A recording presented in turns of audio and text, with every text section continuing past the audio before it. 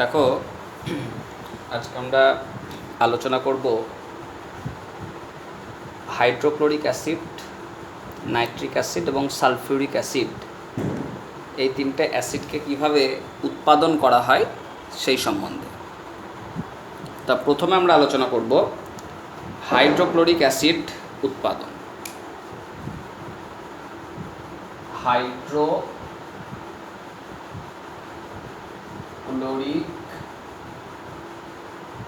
Acid উৎপাদন। তা hydrochloric acid কীভাবে উৎপাদন করা হয়, তার জন্য আমাদের হাইড্রোজেন গ্যাস এবং ক্লোরিন গ্যাসকে নিতে হবে। তা হাইড্রোজেন গ্যাস এবং ক্লোরিন গ্যাসকে যদি আমরা উত্তপ্ত করি তাহলে বিক্রিয়া করে তৈরি হয়ে যায় হাইড্রোজেন ক্লোরাইড গ্যাস। আর এই হাইড্রোজেন ক্লোরাইড গ্যাসটাকে ঠান্ডা করে তার মধ্যে দিয়ে যদি আমরা জলপ্রবাহ পাঠাই, জল পাঠানো হয়, তাহলে সেই হাইড্রোজেন ক্লোরাইড গ্যাস আস্তে আস্তে জলে দ্রবীভূত হয়ে গিয়ে হাইড্রোক্লোরিক অ্যাসিডে পরিণত হয়। কীরকম বলছি দেখো, তোমার এরকম একটা চেম্বার নিতে হবে যেটাকে বলা হচ্ছে দহন কক্ষ।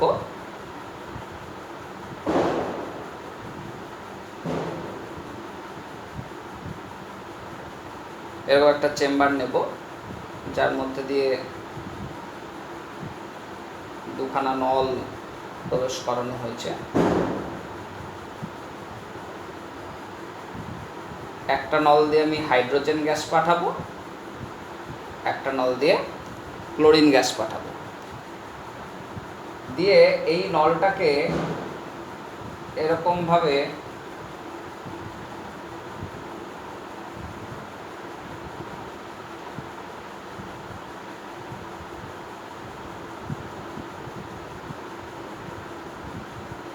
এই করলাম। এটাকে তোমার একটা প্রকোষ্ঠের মধ্যে ভরা থাকছে যেটাকে বলা হচ্ছে শীতক প্রকোষ্ঠ, ঠান্ডা আবহাওয়া এর মধ্যে রাখা হবে। আর এই প্রকোষ্ঠটাকে জোড়া হচ্ছে আর একটা প্রকোষ্ঠের সঙ্গে, যে প্রকোষ্ঠটায় জল যোগ করার ব্যবস্থা থাকছে।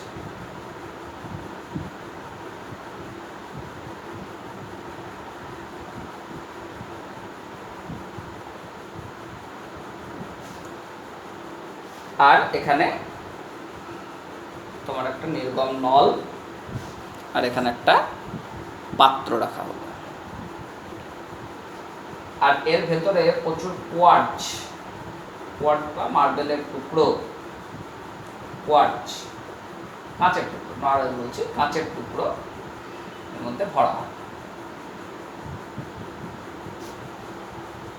এবার কি করা হচ্ছে, হাইড্রোজেন এবং ক্লোরিন গ্যাসকে যখনই এর মধ্যে পাঠানো হচ্ছে, এর মধ্যে উত্তপ্ত করা হচ্ছে, এই হাইড্রোজেন আর ক্লোরিন গ্যাস নিজেদের মধ্যে বিক্রিয়া করে তৈরি করছে হাইড্রোজেন ক্লোরাইড গ্যাস, HCl। সেই HCl যেটা উৎপাদন হচ্ছে সেটা এইখান দিয়ে আসছে। আসার সময় এই শীতক প্রকোষ্ঠ, এই প্রকোষ্ঠটার নাম লিখে দিই, এই প্রকোষ্ঠটার নাম দিচ্ছি শীতক প্রকোষ্ঠ।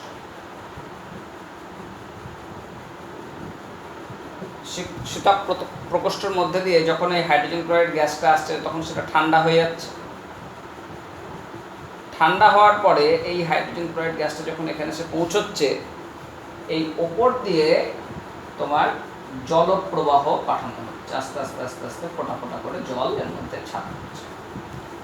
তাহলে যেই জল ছাড়া হচ্ছে সেই জলের সঙ্গে সঙ্গে এখান থেকে যে হাইড্রোজেন ক্লোরাইড গ্যাসটা নির্গত হয়েছিল, সেই হাইড্রোজেন ক্লোরাইড গ্যাসটা এই জলে দ্রবীভূত হয়ে এরকমভাবে হাইড্রোক্লোরিক অ্যাসিডে পরিণত হচ্ছে এবং সেটা গ্রাহক পাত্রে সঞ্চিত হচ্ছে। তাহলে এই হচ্ছে আমাদের টেকনিক, যে বাতাসে হাইড্রোজেন গ্যাস এবং ক্লোরিন গ্যাস তাকে সংগ্রহ করা যেতে পারে, বা ক্লোরিন গ্যাস আলাদাভাবে প্রস্তুত করে নিয়ে তাদেরকে যদি আমরা দহন কক্ষে পোড়াই, তাহলে এটাকে বলছি কি দহন কক্ষ। দহন কক্ষে পোড়ানো হয়, পোড়ানো হলে হাইড্রোজেন ক্লোরাইড গ্যাস উৎপন্ন হবে, যে হাইড্রোজেন ক্লোরাইড গ্যাসটা শীতল করার পরে ঠান্ডা জলের সংস্পর্শে আসলে হাইড্রোক্লোরিক অ্যাসিডে পরিণত হচ্ছে। তাহলে শিল্প প্রস্তুতির জন্য আমরা যে রাসায়নিক বিক্রিয়ার সাহায্য নিচ্ছে H2+Cl2, সেখান থেকে 2HCl। তাহলে এভাবে যেমন করা যায়, এছাড়াও এই হাইড্রোজেন ক্লোরাইড গ্যাস প্রস্তুত করার জন্য আমাদের আর একটা বিক্রিয়াও সাহায্য নেওয়া যেতে পারে, সেটাকে বলা হচ্ছে লে ব্লাঙ্ক পদ্ধতি। লে ব্লাঙ্ক পদ্ধতি। তা লে ব্লাঙ্ক পদ্ধতিতে আমরা খাদ্য লবণ নেব, সোডিয়াম ক্লোরাইড, তার সঙ্গে সালফিউরিক অ্যাসিড মেশাবো, দিয়ে 600 ডিগ্রি সেলসিয়াস উষ্ণতায় উত্তপ্ত করব। তাই খাদ্য লবণের সঙ্গে সালফিউরিক অ্যাসিডের বিক্রিয়ায় তৈরি হবে sodium sulphate Na2SO4 plus HCl। একটু ব্যালেন্স করে নাও। তাহলে 2NaCl প্লাস H2SO4, সেখান থেকে তৈরি হয়ে গেল Na2SO4 প্লাস 2HCl। তাহলে এখানে হাইড্রোজেন ক্লোরাইডের পরিবর্তে তুমি যদি সোডিয়াম ক্লোরাইড আর সালফিউরিক অ্যাসিডকে মিশিয়ে উত্তপ্ত করো, তাহলেও তোমার তৈরি হবে হাইড্রোজেন ক্লোরাইড গ্যাস। সেই হাইড্রোজেন ক্লোরাইড গ্যাসকে পুনরায় শীতল করে নিয়ে জলপ্রবাহের মধ্যে দিয়ে পাঠালে হাইড্রোক্লোরিক অ্যাসিডে পরিণত হয়। তাহলে এই পদ্ধতিটাকে আমরা বলছি হাইড্রোক্লোরিক অ্যাসিড প্রস্তুতির শিল্প পদ্ধতি। দুটো বিক্রিয়া সাহায্য নেওয়া হচ্ছে, এক হচ্ছে হাইড্রোজেনের সঙ্গে ক্লোরিনের বিক্রিয়া, আর দ্বিতীয় হচ্ছে লে ব্লাঙ্ক পদ্ধতির যদি বিক্রিয়া দেখো তাহলে হচ্ছে খাদ্য লবণের সঙ্গে সালফিউরিক অ্যাসিডের বিক্রিয়া।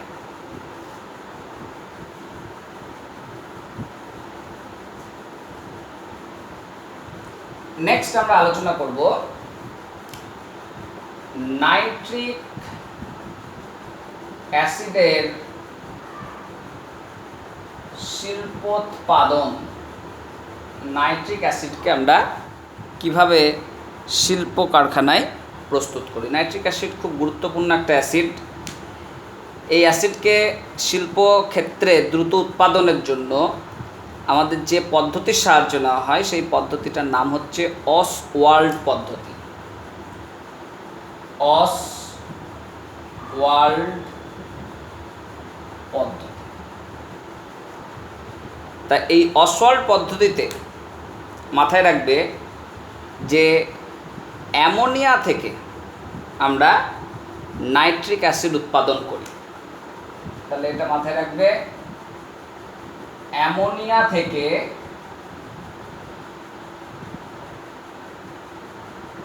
নাইট্রিক অ্যাসিড উৎপাদন করা হয়। অ্যামোনিয়া থেকে। তা অ্যামোনিয়া উৎপাদন কীভাবে করা হয় সেটা তোমরা শিখেছো আগেই, যে হেবার পদ্ধতিতে আমাদের অ্যামোনিয়া উৎপাদন হয়। হেবার পদ্ধতিতে তোমরা দেখেছো যে নাইট্রোজেনের সঙ্গে হাইড্রোজেনের বিক্রিয়া ঘটানো হয় 550 ডিগ্রি সেলসিয়াস উষ্ণতায় 200 বায়ুমণ্ডলীয় চাপ এবং আয়রন চূর্ণ অনুঘটকের উপস্থিতিতে। তাহলে এই যে হেবার পদ্ধতিতে অ্যামোনিয়া উৎপাদন হচ্ছে, সেই অ্যামোনিয়াকে আমরা এখানটায় ব্যবহার করব। তাহলে দেখো কতগুলো স্টেপে রিঅ্যাকশান হচ্ছে। প্রথম স্টেপে বলছে কি, হেবার পদ্ধতিতে উৎপন্ন অ্যামোনিয়ার সঙ্গে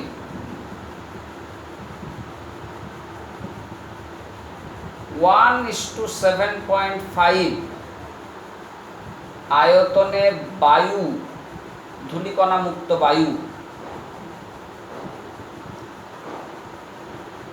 বায়ু মিশিয়ে তোমার প্ল্যাটিনাম এবং রোডিয়াম অনুঘটকের উপস্থিতিতে, প্লাটিনাম ও রোডিয়াম অনুঘটকের উপস্থিতিতে 750 ডিগ্রি সেলসিয়াস থেকে 900 ডিগ্রি সেলসিয়াস উষ্ণতায় উত্তপ্ত করা হয়। 750 থেকে 900 ডিগ্রি সেলসিয়াস উষ্ণতা এবং অত্যন্ত দ্রুত। তাহলে এই পদ্ধতিটা করলে কি হয়, এই অ্যামোনিয়া গ্যাস বাতাসের অক্সিজেনের সঙ্গে বিক্রিয়া করছে প্ল্যাটিনাম এবং রোডিয়াম অনুঘটকের উপস্থিতিতে 750 থেকে 900 ডিগ্রি সেলসিয়াস উষ্ণতায়, তখন এর বিক্রিয়ায় তৈরি হয়ে যায় নাইট্রিক অক্সাইড প্লাস জল। তাহলে একটু ব্যালেন্স করে নিতে হবে। তাহলে এখানে একটা 4 দিয়ে দাও, 4NH3, তাহলে 4NH3 এখানে একটা 4 দিয়ে দাও, তাহলে 4N হয়ে গেল, অক্সিজেন 4টে হলো, হাইড্রোজেন এখানে 12টা হয়েছে, তাহলে এখানে একটা 6 বসিয়ে দাও, তাহলে অক্সিজেন দেখো এখানে 10টা হলো, তাহলে এখানে একটা 5 বসিয়ে দাও। তাহলে 4NH3 প্লাস 5O2 থেকে 4NO প্লাস 6H2। তাহলে এরকম একটা বিক্রিয়া আমরা প্রথমে ঘটালাম। এখানে মাথায় রাখবে যে ধূলিকণা মুক্ত বাতাস নেওয়া হয়, তার কারণ ধূলিকণা এই অনুঘটকের ক্ষেত্রে অনুঘটক বিষ হিসাবে কাজ করে, অনুঘটকের অনুঘটন ক্রিয়াটাকে কমিয়ে দেয়। তার জন্য আমরা ধূলিকণা মুক্ত বাতাস নিচ্ছি। তাহলে আমরা বিক্রিয়ার ক্ষেত্রে কি দেখছি, বিক্রিয়ায়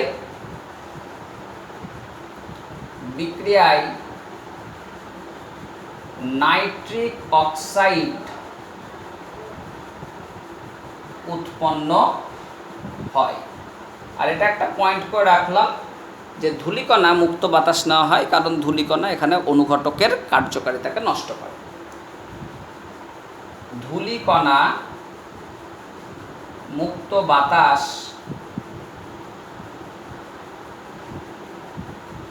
নেওয়া হয় কারণ ধূলিকণা অনুঘটকের কার্যকারিতা নষ্ট করে। তার জন্য আমরা ধূলিকণা মুক্ত বাতাস নিচ্ছি। তা যাই হোক, ফার্স্ট স্টেপে আমরা প্রথম ধাপে তৈরি করে নিলাম নাইট্রিক অক্সাইড। পরবর্তী ধাপে কি করা হয়, এই নাইট্রিক অক্সাইডটাকে কিছুটা শীতল করে নেওয়া হয়, মোটামুটি 50 ডিগ্রি সেলসিয়াস উষ্ণতায় নিয়ে আসা হয়। নিয়ে আসার পরে এর সঙ্গে পুনরায় বাতাসের অক্সিজেনের বিক্রিয়া ঘটানো হয়। তাহলে 2 নম্বর ধাপ আমরা ছবি পরে দেখব, ছবি আর লেখাটা একসঙ্গে বোর্ডে কভার করা যাবে না, আগে আমরা থিওরিটা জেনে নিই, তারপরে ছবিটা দেখিয়ে দিচ্ছি। তাহলে দ্বিতীয় ধাপে কি বলছি, উৎপন্ন নাইট্রিক অক্সাইডকে 50 ডিগ্রি সেলসিয়াস উষ্ণতায়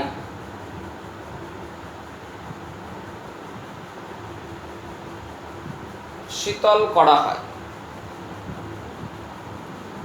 পরবর্তীতে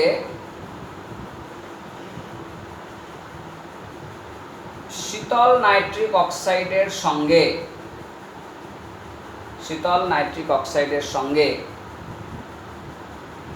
অক্সিজেনের বিক্রিয়া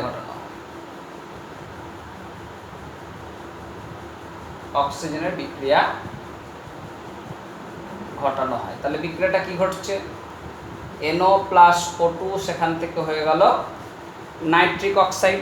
তাহলে ব্যালেন্স করে নাও, তাহলে এখানে একটা 2 বসিত, এখানে একটা 2 বসিত, দেখো ব্যালেন্স হয়ে গেল। তাহলে মাথায় রাখবো কি, যে বিক্রিয়ায় বাদামি বর্ণের নাইট্রোজেন ডাইঅক্সাইড গ্যাস উৎপন্ন হবে। তাহলে বিক্রিয়ায় নাইট্রিক অক্সাইড জারিত হয়ে বাদামি বর্ণের নাইট্রোজেন ডাইঅক্সাইড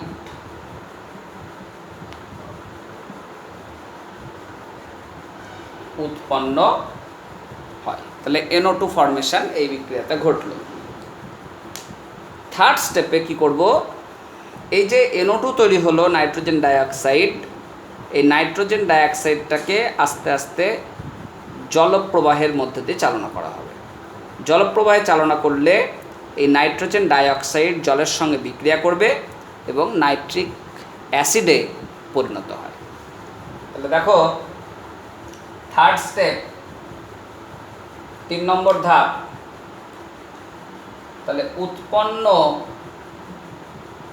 NO2 কে জলের সঙ্গে বিক্রিয়া করালে নাইট্রিক অ্যাসিড HNO3 উৎপন্ন হয়। তাহলে বিক্রিয়াটা কি হচ্ছে, NO2 প্লাস H2O, সেখান থেকে তৈরি হবে HNO3 প্লাস NO। এই NO যেটা উৎপাদন হচ্ছে সেটাকে পুনরায় আমরা বাতাসের অক্সিজেনের সঙ্গে বিক্রিয়া করিয়ে আবার তোমার নাইট্রিক অ্যাসিডে পরবর্তীতে কনভার্ট করতে পারবো। তাহলে বিক্রিয়াটা একটু ব্যালেন্স করে নিতে হবে। NO2 প্লাস H2O থেকে HNO3, তাহলে হাইড্রোজেন এখানে দুটো আছে, তাহলে তুমি এখানে একটা 2 বসিয়ে দাও, তাহলে দেখো 2HNO3 হয়ে গেল। তাহলে আমার নাইট্রোজেন কটা হলো, 2 আর 1 3টে, তাহলে এখানে 3 বসিয়ে দাও। অক্সিজেন কটা হলো, 3 দুগুণে 6 আর 1 7, এখানে দেখো 3 দুগুণে 6 আর 1 7 মিলে গেল। তাহলে এই 3টে ধাপের মাধ্যমে আমরা নাইট্রিক অ্যাসিড প্রস্তুত করতে পারছি। তাহলে এটাকে বলা হচ্ছে অসওয়াল্ড পদ্ধতি। তো পরীক্ষায় খুব প্রশ্ন আসে যে অসওয়াল্ড পদ্ধতিতে নাইট্রিক অ্যাসিড উৎপাদনের বিক্রিয়াগুলি লেখো বা শর্তসহ বিক্রিয়াগুলি লেখো। তাহলে সেক্ষেত্রে তোমাকে শর্ত বলতে হবে, কোন উষ্ণতায় কোন অনুঘটকের উপস্থিতিতে ঘটছে, এই শর্ত লিখতে হবে এবং বিক্রিয়াগুলো ধাপে ধাপে লিখতে হবে। এমনি সাধারণত আমাদের ছবি বা এই জাতীয় বিষয় পরীক্ষা পারপাসে একেবারেই ইম্পর্ট্যান্ট নয়, কারণ পরীক্ষাতে ছবি কোনো দিনই আসে না। তো এখন আমরা একটু দেখে নেব যে এই যে পদ্ধতি আমরা ব্যবহার করছি সেই পদ্ধতিটা কিভাবে করা হচ্ছে, ছবিটা কি। তাহলে প্রথম ধাপে আমরা কি করেছি, অ্যামোনিয়ার সঙ্গে অক্সিজেনের বিক্রিয়া ঘটিয়েছি। তাহলে একটা গ্যাস চেম্বার আমাকে নিতে হবে, যে গ্যাস চেম্বারে আবার দুখানা নল ঢোকাতে হবে। একটা নল দিয়ে অ্যামোনিয়া ফ্লো হবে আর একটা নল দিয়ে অক্সিজেন গ্যাস ফ্লো হবে। ধূলিকণা মুক্ত অক্সিজেন একটা দিয়ে ঢোকাবো অক্সিজেন গ্যাস, আর একটা নল দিয়ে অ্যামোনিয়া গ্যাস প্রবেশ করবে। এবার এইখানে যখনই আমরা প্রবেশ করাচ্ছি তাহলে কি হচ্ছে, এখানে বিক্রিয়া ঘটানো হচ্ছে মোটামুটি 750 ডিগ্রি সেলসিয়াস উষ্ণতা। তাহলে এই গ্যাসগুলো যেই বেরোচ্ছে উচ্চ উষ্ণতায়, অনুঘটক দেওয়াই আছে প্ল্যাটিনাম বা রোডিয়াম, এরকম দেওয়াই আছে অনুঘটক। তাহলে এখানে এরকমভাবে অনুঘটকের তার জালি করা থাকে ভেতরে, এই প্ল্যাটিনাম রোডিয়ামের এরকম তার জালি এর ভেতরে প্রবেশ করা থাকে। তাহলে এই তার জালিগুলো হচ্ছে প্ল্যাটিনামের। আর তার জালি করা হয় কেন, এই পৃষ্ঠতলের ক্ষেত্রফল বাড়ে। তুমি প্ল্যাটিনামকে এক ডেলা আকারে রেখে দিতে পারতে, কিন্তু ডেলা আকারে রাখলে কী হয়, পৃষ্ঠতলের ক্ষেত্রফল কম হয়, আর পৃষ্ঠতলের ক্ষেত্রফল কম হলে তোমার অনুঘটন ক্রিয়াটা হ্রাস পায়। তার জন্য আমরা এরকম একটা তার জালি আকারে এর ভেতরে রাখছি। তাহলে অ্যামোনিয়া এক ধার থেকে ঢুকছে, অক্সিজেন এক ধার থেকে ঢুকছে, উচ্চ উষ্ণতা রাখা আছে, প্ল্যাটিনাম অনুঘটক দেওয়া হয়েছে। তাহলে বিক্রিয়া হবে, বিক্রিয়ার ফলে তৈরি হবে কি, নাইট্রিক অক্সাইড গ্যাস। তাহলে এখানে যেটা বেরিয়ে আসছে যে গ্যাসটা, সেটা হচ্ছে NO, নাইট্রিক অক্সাইড গ্যাস। এবার কি করছি, এই নাইট্রিক অক্সাইড গ্যাসটাকে পরবর্তীতে দেখো আবার অক্সিজেনের সঙ্গে বিক্রিয়া ঘটানো হচ্ছে। তাহলে এই নাইট্রিক অক্সাইড গ্যাসটাকে আমরা একটা গ্যাস চেম্বারে প্রবেশ করাবো। ধরো এখানে আর একটা এরকম গ্যাস চেম্বার আছে,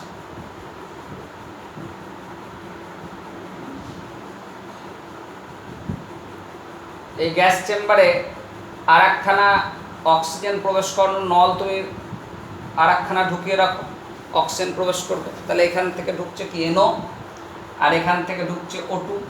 তাহলে এখান থেকে O2 গ্যাস প্রবেশ করছে আর এখান থেকে NO গ্যাস প্রবেশ করছে।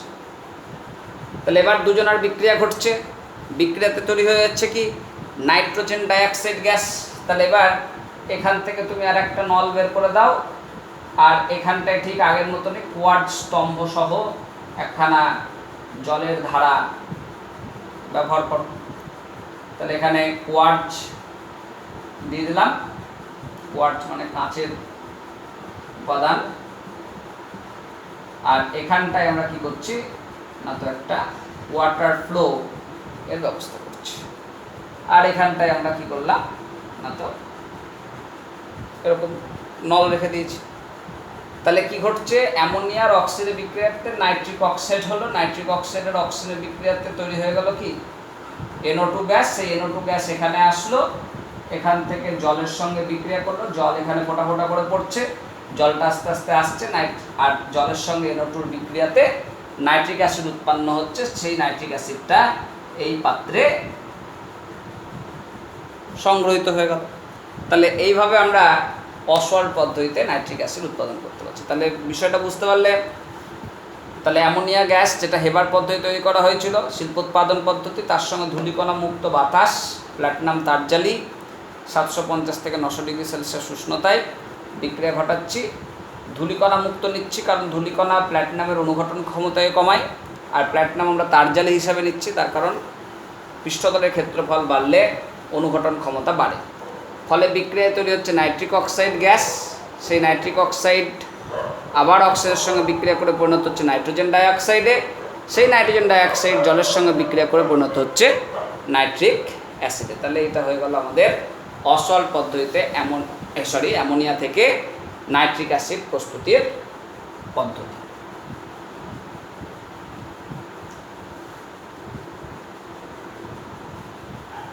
তাহলে এর পরবর্তীতে আমরা আলোচনা করব সালফিউরিক অ্যাসিডের শিল্পোৎপাদন। সালফিউরিক অ্যাসিডের শিল্পোৎপাদন।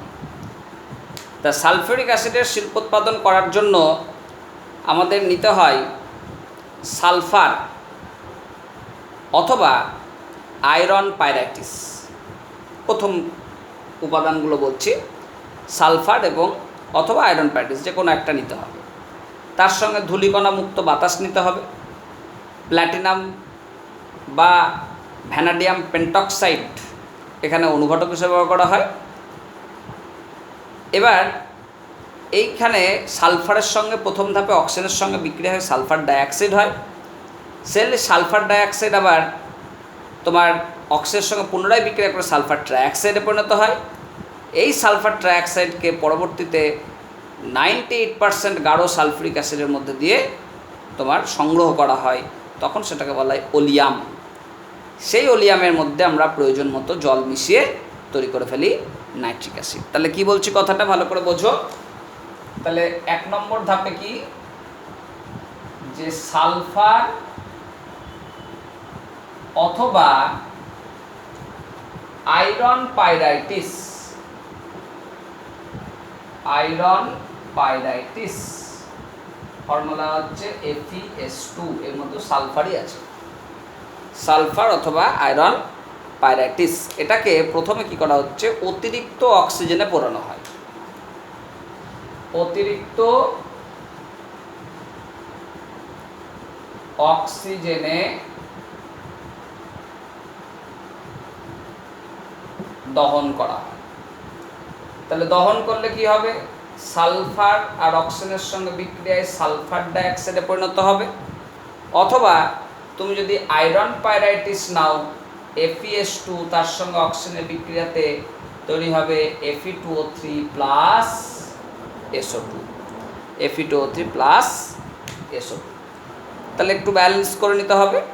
তাহলে এখানে তোমার ব্যালেন্স করার জন্য, আচ্ছা আয়রন পাইরাইটিস FeS করো, Fe এখানে 4 প্লাস হয়ে যাচ্ছে, FeS2 হবে না, FeS করো, কারণ আয়রনের এখানে অক্সিডেশন স্টেট হচ্ছে +2, এখানে FeS2 করলে +4 হয়ে যাবে। তাহলে FeS প্লাস O2, সেখান থেকে তৈরি হবে Fe2O3 প্লাস SO2। তাহলে এখানে একটা 4 বসিয়ে দাও, এখানে একটা 2 বসিয়ে দাও। তাহলে এখানে 4 বসিয়েছে, এখানে 2 বসাও। তাহলে কত হলো, 3 দুগুণে 6, 6 আর 4 10। তাহলে এখানে একটা 5 বসালে বিক্রিয়াটা ব্যালেন্স হয়ে যাবে মনে হচ্ছে। তাহলে Fe2O3 প্লাস SO2 ব্যালেন্স কি হলো, ব্যালেন্স তো হলো না। সালফার এখানে আছে কটা, 4টে। তাহলে এখানে একটা 4 বসাও, 4 বসাও। তাহলে 4 বসালে কত হলো, 3 দুগুণে 6 আর 8 14। তাহলে 4 FeS প্লাস O2, সেখান থেকে Fe2O3 প্লাস SO2। তাহলে এখানে একটা 7 বসালে হয়ে যাচ্ছে মনে হচ্ছে, দেখে নিই একটু। 4টে Fe, 4টে সালফার, অক্সিজেন আমার হলো 7 দুগুণে 14, এখানে হলো 3 দুগুণে 6 আর 8 14। তাহলে এরকম ব্যালেন্স আমরা একটা পেয়ে গেলাম যে FeS প্লাস O2, সেখান থেকে Fe2O3 প্লাস SO2। তাহলে প্রথম ধাপে যে কোনো একটা লিখবে, এইটা অথবা এইটা, একটা রিঅ্যাকশন হবে, সালফার ডাইঅক্সাইড উৎপাদন হয়ে গেল। এবার দ্বিতীয় ধাপে কি হচ্ছে, এই সালফার ডাইঅক্সাইড যেটা উৎপাদন হলো সেইটাকে আমরা অতিরিক্ত অক্সিজেনে, জলীয় বাষ্পমুক্ত বায়ুর সঙ্গে বিক্রিয়া করাচ্ছি। বিক্রিয়ার সময় আমরা ভ্যানাডিয়াম পেন্টক্সাইড এটাকে অনুঘটক হিসাবে রাখছি। তাহলে মাথায় রাখবে, উৎপন্ন SO2 গ্যাসকে শুষ্ক বায়ুর সঙ্গে ভ্যানাডিয়াম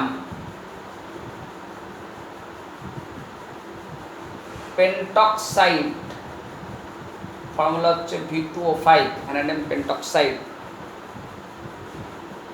অনুঘটকের সঙ্গে 450 ডিগ্রি সেলসিয়াস উষ্ণতায় উত্তপ্ত করা হয়।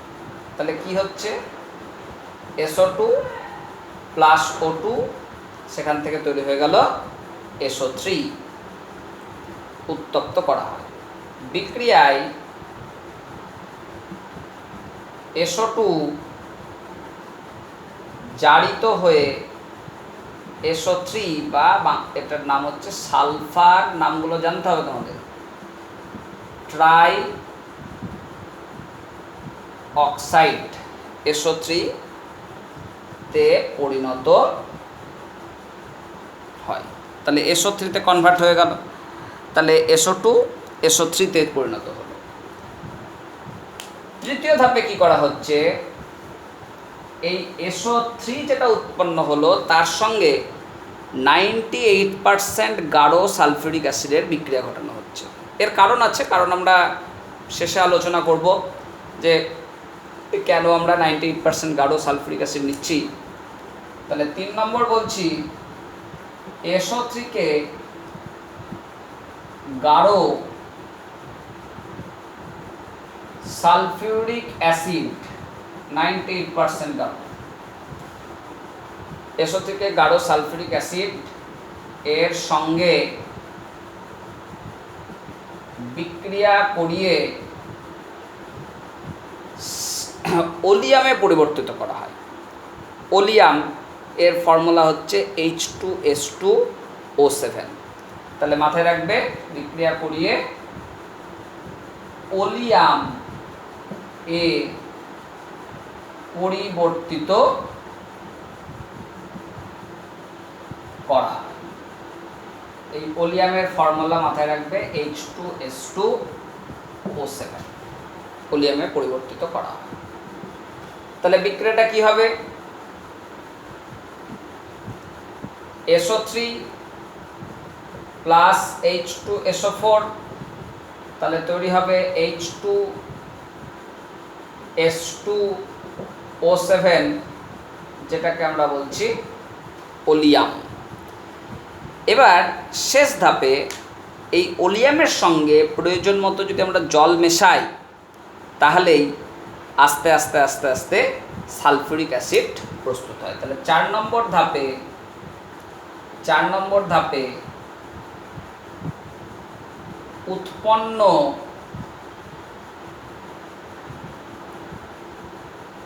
ওলিয়ামের সঙ্গে প্রয়োজন মতো জল মিশিয়ে সালফিউরিক অ্যাসিড উৎপাদন করা হয়। তাহলে H2S2O7 প্লাস H2O, সেখান থেকে তৈরি হবে H2SO4, 2H2SO4, H2S2O7 plus H2O বিক্রিয়ায় পাওয়া গেল H2SO4।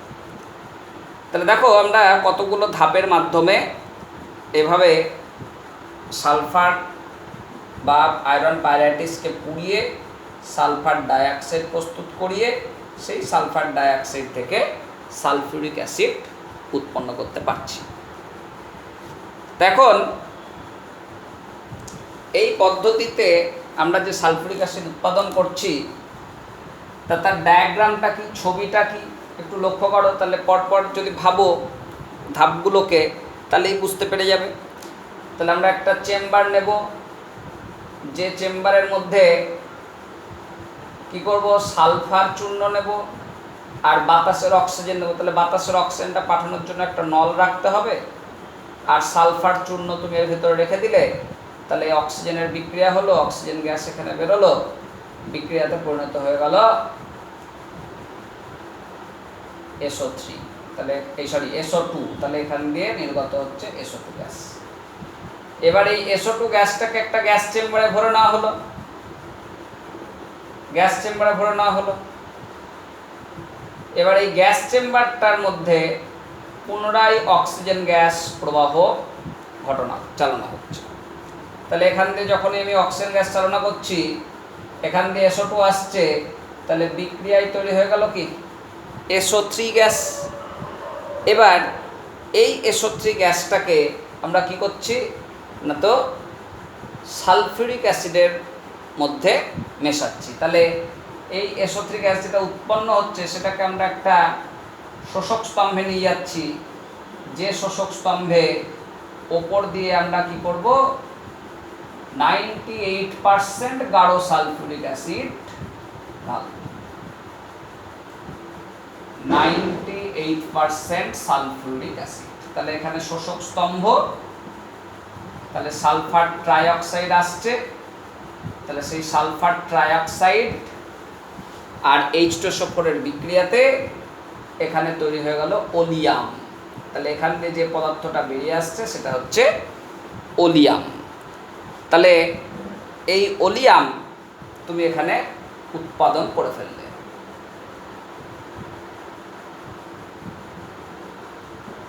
H2S2O7। এবার তুমি এই ওলিয়ামটার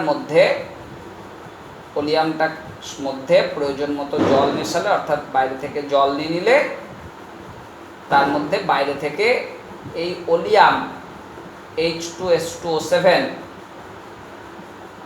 এইটাকে আস্তে আস্তে মেশাবে, মেশালেই প্রস্তুত হয়ে গেল H2SO4। তাহলে এই হচ্ছে আমাদের ডায়াগ্রাম। তাহলে এইভাবে আমরা তোমার সালফিউরিক অ্যাসিড পরীক্ষাগারে প্রস্তুত করে থাকি।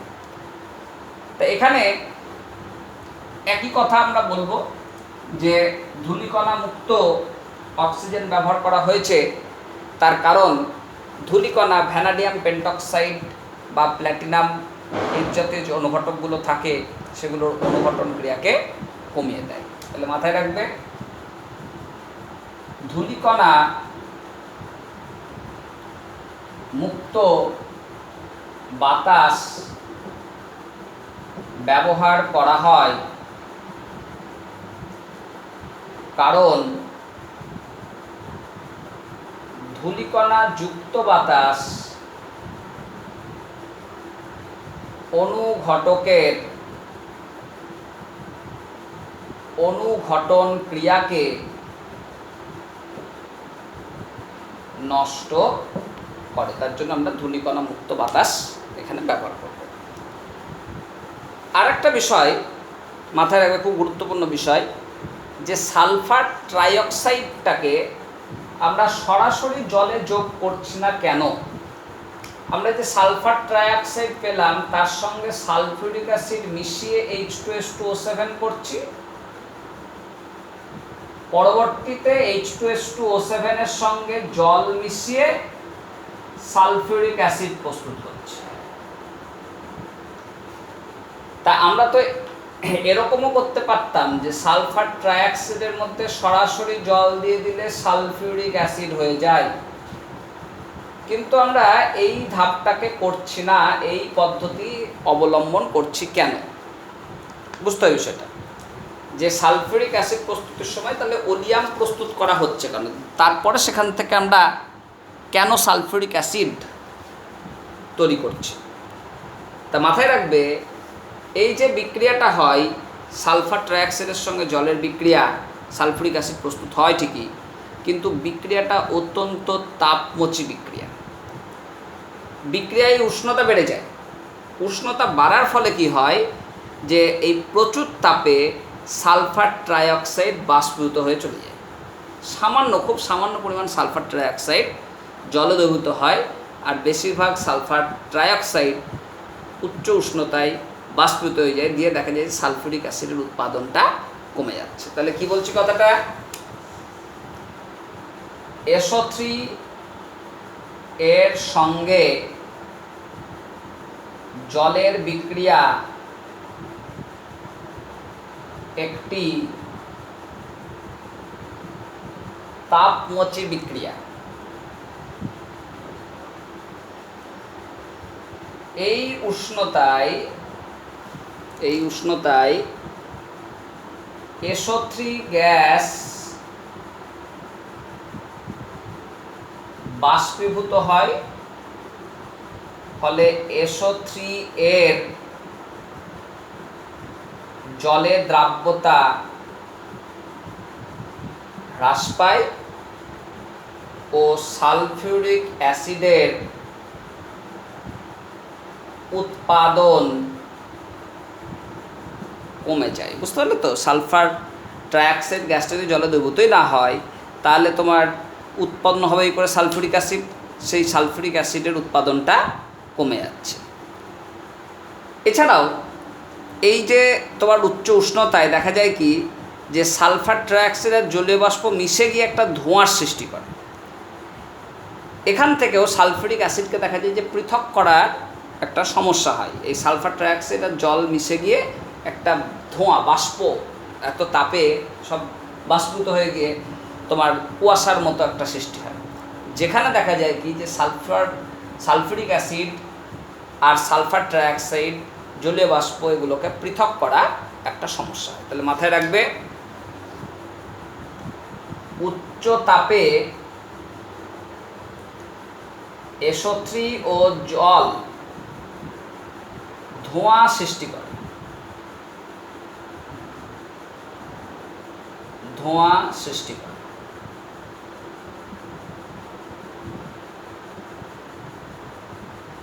যার ফলে সালফিউরিক অ্যাসিড থেকে SO3 ও H2O বাষ্পকে পৃথক করা সমস্যা হয়। বুঝতে পারলে তো? তাই এই সমস্ত কারণের জন্য আমরা আগে ওলিয়াম প্রস্তুত করছি, সেই ওলিয়ামের মধ্যে প্রয়োজনীয় জল মিশিয়ে আমরা সালফিউরিক অ্যাসিড উৎপাদন করছি। এর ফলে কি হয় না, তো সালফিউরিক অ্যাসিডের উৎপাদন বাড়ে এবং শিল্পক্ষেত্রে লাভজনক হয়। আমরা এতক্ষণ যে পদ্ধতিগুলো পড়লাম, তিনটে পদ্ধতি হচ্ছে শিল্প পদ্ধতি, অর্থাৎ কিভাবে কম খরচে বেশি উৎপাদন করা যায়, সেটাই কিন্তু এখানকার মূল লক্ষ্য। তা যাই হোক, তোমাদের এই যে চ্যাপ্টারটা বেশ বড় চ্যাপ্টার ছিল, আমরা শেষ করে ফেললাম। পরবর্তীতে তোমরা এগুলোকে ভালো করে রিভাইজ করো, যাতে সমস্ত প্রশ্ন উত্তর করতে পারো। আর মূলত দেখবে বিভিন্ন বিক্রিয়া আছে, বিক্রিয়ার সমীকরণ, বিভিন্ন রকমের অধক্ষেপ উৎপন্ন হয়, বর্ণ তৈরি হয়, সেই সমস্ত বর্ণ, গ্যাস উৎপন্ন হচ্ছে, গ্যাসের বর্ণ, এই সমস্ত জিনিসগুলো, গন্ধ, এগুলোকে একটু ভালো করে প্র্যাকটিস করবে, তাহলেই দেখবে চ্যাপ্টারটা খুব একটা বড়ও নয়, কঠিনও নয়।